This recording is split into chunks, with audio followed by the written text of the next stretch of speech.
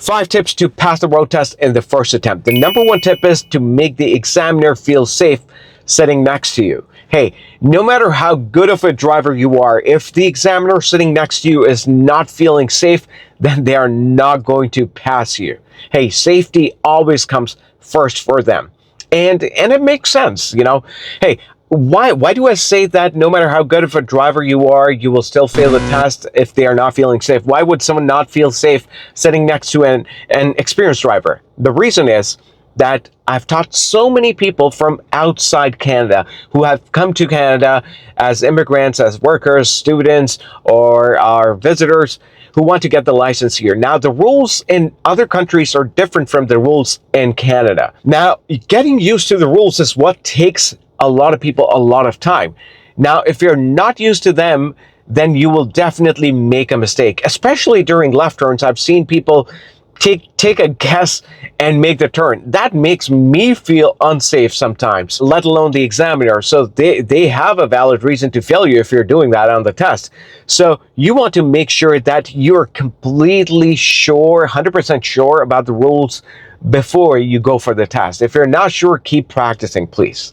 Number 2 is checking the blind spot. You want to check your blind spots every now and then whenever you signal. The rule is whenever you signal, you must check the blind spot. Hey, you check the blind spot only when you're changing directions and when you're switching lanes, right? And all these times you have to signal, right? So the thumb rule you can remember is you have to check the blind spots when you signal. Number 3 is know the rules well. Now, I know I touched upon this point in point number 1, but I want to elaborate on this. What do I mean by knowing the rules well? Hey, if you do not know the rules well, then you're driving with hesitation. I have taught a lot of students who would hesitate while making a left turn, or hesitate when parallel parking, or making a right turn, or they would stop at places where they're not supposed to stop, like stopping at pedestrian crosswalks, you know, the yellow ones that you've seen.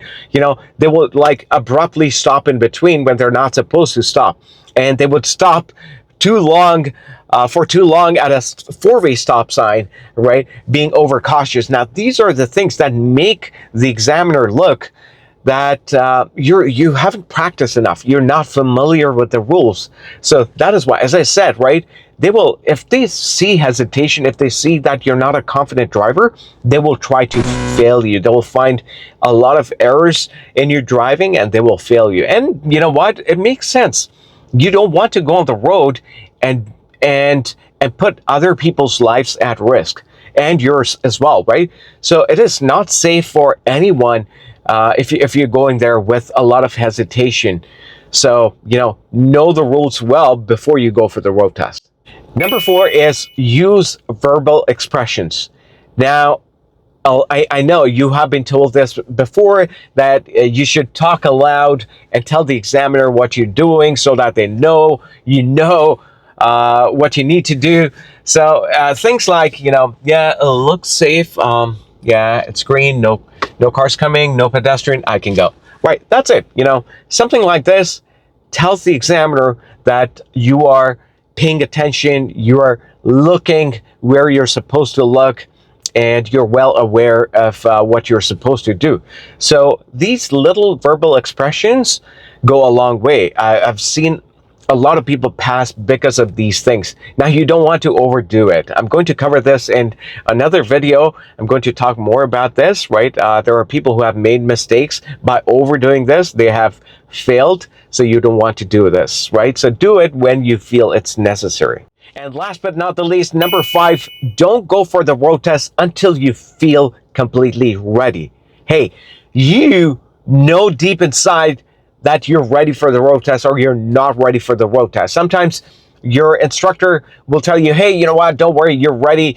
Let's go for the road test. Let's book the road test. And you're saying to yourself, am I ready? Should I be going for the road test? If you have the slightest doubt, then tell your instructor that you need more lessons. Tell them that you need more practice. Either practice with the instructor or practice with your family or friends. But the thing is, you want to go when you feel you're ready. Sometimes some people say, Harminder, I'll never feel ready in my life. So what do I do? Never go for the road test? Well, in this case, what you can do is tell your instructor to do some mock tests with you.